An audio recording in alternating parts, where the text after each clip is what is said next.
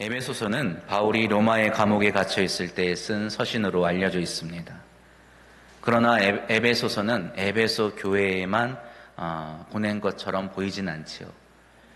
여러 교회, 당시 소아시아의 여러 곳에 흩어져 있는 여러 교회를 향한 편지라고 말해도 이상하지 않을 정도로 모든 교회에 대해서 귀감이 될 만한 말씀이 담겨져 있습니다.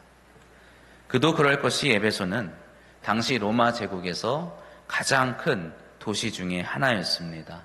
로마, 알렉산드리아, 안디옥에 이어서 네 번째로 큰 도시였죠. 지중해와 그 일대의 교통과 상업의 중심지였습니다. 당시의 로마의 큰 도시가 그러했던 것처럼 이 에베소라는 도시도 우상을 아주 열심히 섬기는 도시였습니다. 지금은 흔적만 남아있는 그 아르테미스 신전은 고대의 7대 불가사의 중에 하나로 손꼽히고 있지요. 그 규모가, 그 크기가 대단하다고 알려져 있습니다. 사도행전을 보면 바울이 3차 전도 여행 기간에 이 종교심이 두터운 에베소 지역을 방문하여서 이곳에서 약 2년이 넘는 시간 동안 보내며 목회를 하는 것을 볼 수 있습니다. 두란노 소원을 만들고 성도들을 가르치고 그곳에 교회를 세우고 또 성도들을 양육하는 것을 볼 수가 있지요. 바울이 에베소에 대한 애착이 얼마나 큰지를 알 수 있는데 훗날 이 바울이 다시 예루살렘으로 돌아가는 길 가운데 밀레도에 도착하여서 에베소 교회의 장로들을 초청합니다. 그리고 그 교회를 간절히 부탁하는 말을 전하면서 서로 부둥켜 안고 울며 인사하는 장면이 사도행전에 기록되어 있습니다. 그 후에 바울은 그의 사랑하는 아끼는 제자 디모데를 에베소 교회 후임으로 보내게 되지요. 이렇듯 이 에베소 교회를 사랑하는 이 바울의 마음이 절절히 담겨져 있는 서신이 바로 이 에베소서입니다. 에베소서는 크게 두 부분으로 나눠져 있는데 1장부터 3장까지는 교리에 관한, 신앙에 관한 글입니다. 그리고 이 부분에서 하나님께서 뜻하시고 성취하신 구원의 경륜에 대해서 말하고 있습니다. 그의 다른 서신서에서도 종종 볼 수 있는 것처럼 에베소서도 마찬가지로 이러한 신앙의 교리를 잘 설명한 뒤에 뒤이어서 이러한 신앙을 가지고 우리가 어떠한 삶을 살아가는가에 대해서 권면하죠. 에베소 교회 역시 바울이 떠난 뒤에 신앙의 삶의 부분에서 성숙하지 못한 모습이 나타났다고 알려져 있습니다. 이러한 문제는 삶 그 자체에 있는 것이 아니라 복음을 바로 이해하지 못한 그 문제에서 비롯된 것이라고 바울은 말합니다. 그래서 바울은 에베소 성도들에게 보다 더 믿는 바에 대해서 열심을 갖고 배워서 이 믿음을 굳게 지켜야 한다고 권면하지요. 에베소서 4장 13절로 15절 말씀을 보면 다음과 같습니다. 우리가 다 하나님의 아들을 믿는 것과 아는 일에 하나가 되어 온전한 사람을 이루어 그리스도의 장성한 분량이 충만한 데까지 이르리니 이는 우리가 이제부터 어린아이가 되지 아니하여 사람의 속임수와 간사한 유혹에 빠져 온갖 교훈의 풍조에 밀려 요동하지 않게 하려 함이라. 15절 말씀 함께 봉독하겠습니다. 오직 사랑 안에서 참된 것을 하여 범사에 그에게까지 자랄지라. 그는 머리니 곧 그리스도라. 아멘. 에베소 성도들이 더욱 열심을 갖고 배워서 어린아이 수준이 아닌 이 어른의 수준으로까지 잘 이해하고 잘 믿어야 하는 이 복음의 내용은 무엇일까요? 오늘 우리가 읽은 본문의 말씀이 바로 이 에베소서를 통하여 바울이 그들에게 다시 한번 제대로 가르치려고 제대로 이해시키려고 하는 복음의 정수라 할 수 있습니다. 이 복음의 정수는 마치 한 편의 아름다운 노래와 같이 기록되어 있는데 이 아름다운 노래는 구원에 관하여서 특별히 세 가지 측면을 노래하고 있습니다. 첫째로 구원은 하나님의 전적인 선택으로 이루어지는 것입니다. 구원에 대해서 우리가 할 수 있는 것은 아무것도 없다고 바울은 말하고 있습니다. 1장 4절 말씀, 곧 창세전에 그리스도 안에서 우리를 택하사 우리로 사랑 안에서 그 앞에 거룩하고 흠이 없게 하시려고 했다고 바울이 말하죠. 여기서 우리는 두 가지를 깨달아야 합니다. 하나님의 구원의 역사에 우리의 공로가 아무것도 전혀 없다는 것입니다. 하나님은 우리의 상황과 형편에 상관없이 우리를 사랑하신다는 것입니다. 이것이 바로 두 가지 측면이에요. 하나님에서의 표현이 다음과 같다면 이제 우리의 편에서 이것을 다른 말로 표현하면 이렇습니다. 우리가 아무것도 할 수 없을 때에도 우리는 구원받을 수 있고, 우리가 어떠한 모습이라 하더라도 우리는 하나님의 사랑을 받는 자들임을 믿으시기 바랍니다. 이것이 바로 성경이 말하는, 그리고 본문에서 바울이 말하는 구원의 의미인 것이죠. 에베소서 1장 6절 말씀, 이는 그가 사랑하시는 자 안에서 우리에게 거저 주시는 바 그의 은혜의 영광을 찬송하게 하려는 것이라. 아멘. 앞에서 우리 성가대가 하나님께 아주 은혜로운 찬양을 올려드린 것, 그 내용이 무엇입니까? 성삼위일체 하나님께서 누구를, 바로 나 한 사람을 구원하시기 위하여서 그 놀라운 섭리와 경륜을 이끌어 가셨다는 것을 감격에 찬 목소리로 찬양한 것이지요. 우리의 구원은 하나님의 영광을 찬송하게 하는 것임을 기억하시기를 바랍니다. 하나님이 우리를 자녀 삼으시는 것이 그 사랑 안에 우리 안에 거둬주시는 풍성한 은혜를 드러내는 것이라 바울은 말합니다. 하나님의 사랑은 조건이 있는 사랑이 아닙니다. 우리에게 사랑을 주시기 위해서 얼마면 되겠냐라고 물으시는 분이 아니시지요. 하나님의 사랑은 조건이 없는 사랑이고 당신의 형상을 닮아 창조하신 우리 인류를 향한 존재적인 사랑입니다. 그 어떠한 대가가 따르더라도 그분은 기꺼이 우리에게 사랑을 베푸시는 분이심을 믿으시기 바랍니다. 그렇기에 구원을 위하여 우리가 할 일은 아무것도 없는 것입니다. 우리에게 필요한 것은 오직 주신 사랑을 나를 위하여 베푸신 것이라 여기며 감사하는 믿음뿐입니다. 우리는 하나님 앞에 무엇인가 하려고 할 때가 많이 있습니다. 은혜를 깨달을수록, 하나님을 사랑할수록 우리가 많은 것을 하려 하죠. 무엇을 할 때마다 하나님께서 기뻐하시고 좋아하실 거라 생각합니다. 일리 있는 말입니다. 그러나 하나님이 왜 기뻐하시는가를 우리는 잘 알아야 합니다. 우리가 무언가를 해서 하나님이 기뻐하시는 것이 아닙니다. 하나님이 기뻐하시는 것은 우리가 무언가를 하며 하나님 앞에 머물러 있기 때문입니다. 하나님을 기뻐하고 하나님께서 주신 구원의 은총을 감사히 받으며 노래하고 찬양하고 감사하고 기뻐하는 것을 하나님은 바라보시며 그것을 흐뭇하게 여기시는 것이죠. 그분의 사랑과 은혜에 감격하여 찬양하는 것을 기뻐하시는 것입니다. 우리의 섬김과 헌신이 귀중하지만 하나님으로부터 무엇인가를 이끌어내려고 하는 노력이 되어서는 안 됩니다. 그저 하나님을 향한 기쁨과 감사의 고백이 되어야 하는 것입니다. 우리의 삶 가운데 일어나는 일들은 모두 하나님을 향한 날마다 새롭게 쓰여지는 새로운 찬양의 가사인 줄 믿으시기 바랍니다.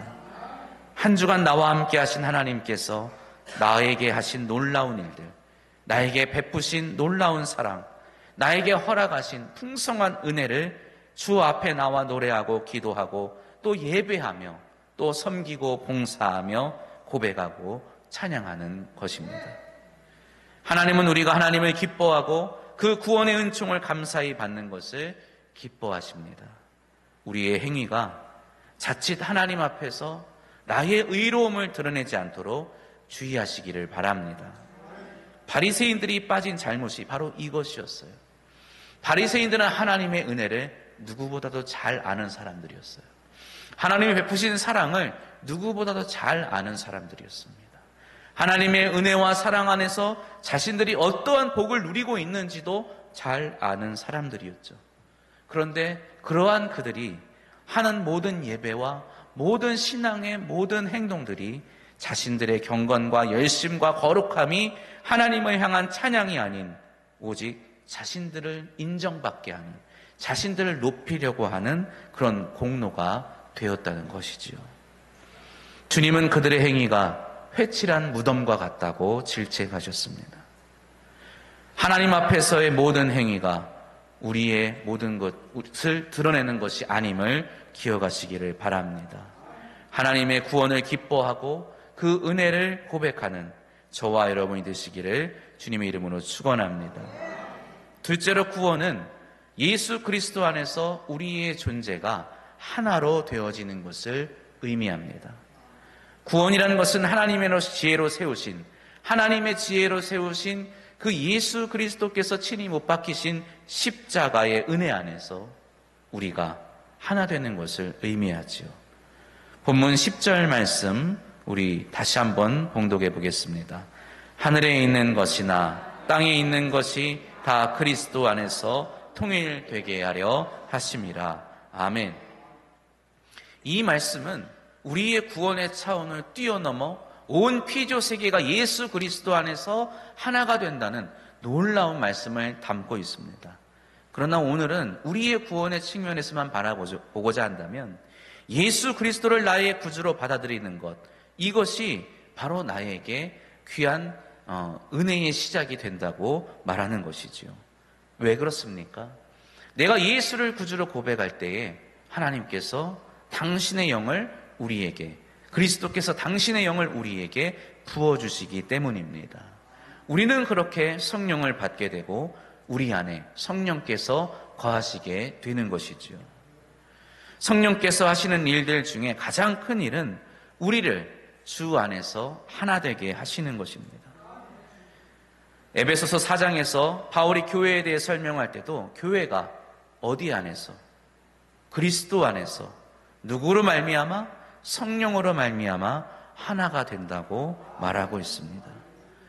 4장 4절로 6절 말씀에 보면 몸이 하나요 성령도 한 분이시니 이와 같이 너희가 부르심의 한 소망 안에서 부르심을 받았느니라. 주도 한 분이시요 믿음도 하나요 세례도 하나요 하나님도 한 분이시니 곧 만유의 아버지시라. 만유 위에 계시고 만유를 통일하시고 만유 가운데 계시도다. 아멘. 예수를 구주로 고백하는 자는 그래서 모두가 한 형제요 자매라고 할 수 있는 것이지요. 저에게 주님께서 가장 주신 큰 은혜 중에 하나는 바로 교회를 향한 사랑입니다. 성도님들을 향한 사랑이죠. 저를 그렇게 안 보실지 모르겠지만 제가 굉장히 낯을 많이 가지는 사람입니다. 수줍음이 많은 사람입니다.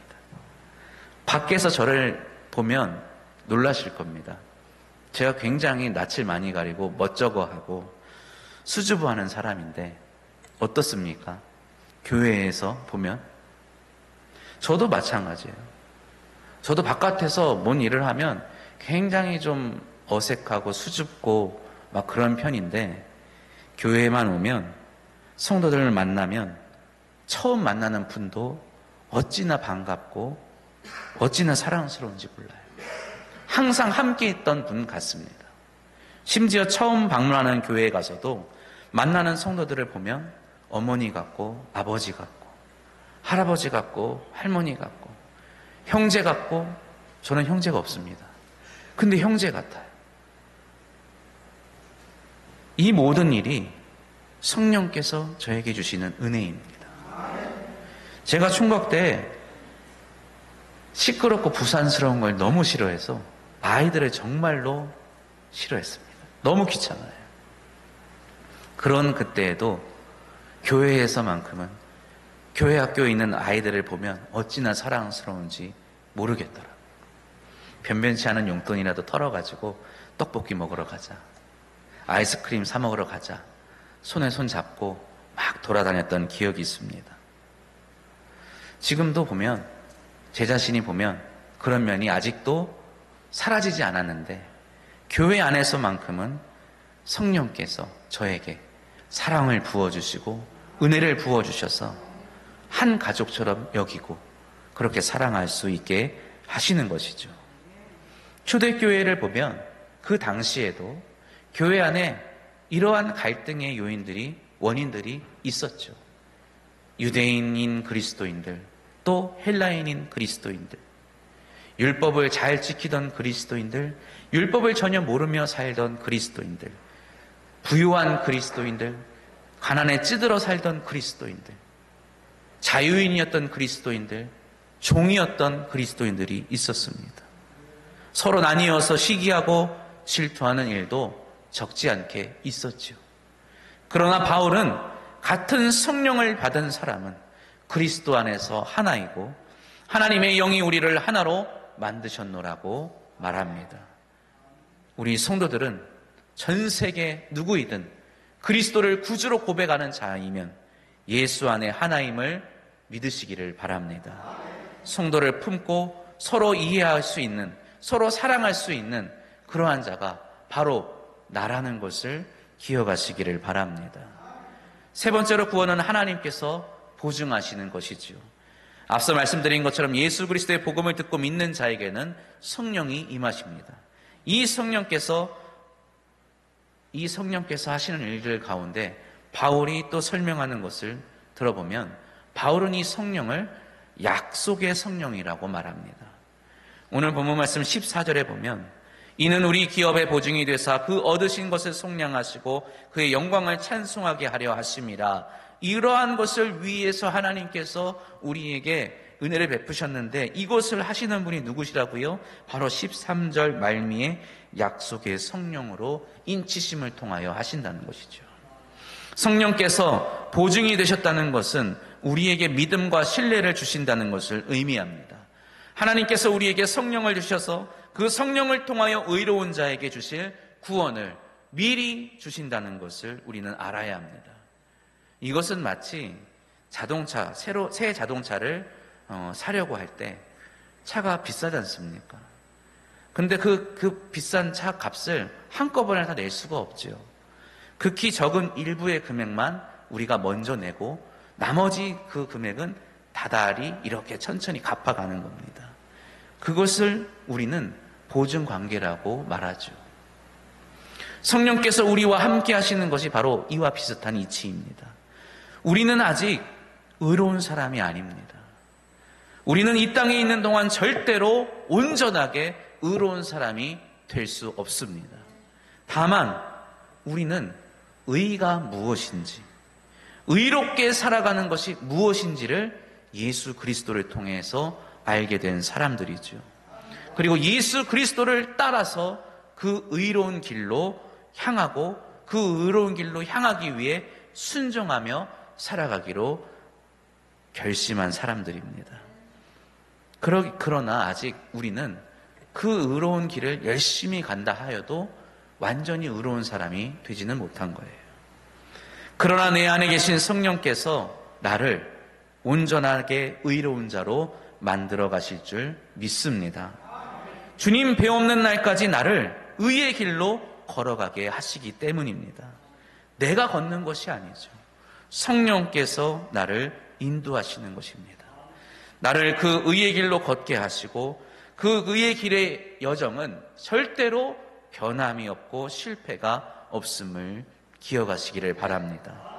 우리가 예수를 구주로 고백하는 이 믿음 안에만 거한다면, 성령 하나님께서 우리 안에 계시고 성령이 우리 안에 계신다면 우리는 결국 주님 앞에 서게 될 때에 온전히 의로운 자로 서게 될 줄로 믿습니다.